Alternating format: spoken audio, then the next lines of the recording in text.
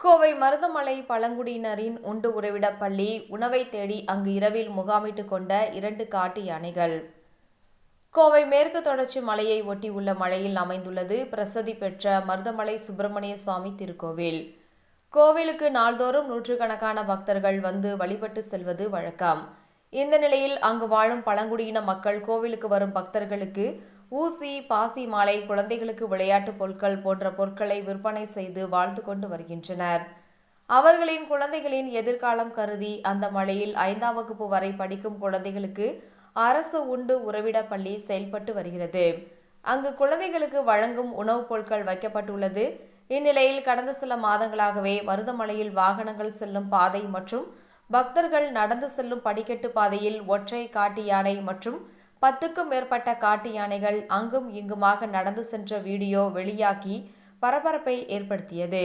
மேலும் வனத்துறையினர் மாலை 6 மணிக்கு மேல் கோவிலுக்கு செல்ல பக்தர்களுக்கு அனுமதி இல்லை என்றும் தடையும் விதித்துள்ளனர்.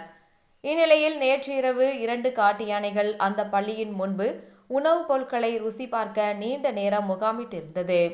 அதனை அங்கிருந்த நபர் தனது செல்போன் வீடியோ பதிவு செய்து வனத்துறையினருக்கு தகவல் தெரிவித்துள்ளார். உடனடியாக அங்கு சென்ற வனத்துறையினர் யானைகளை வனப்பகுதிக்குள் விரட்டினர்.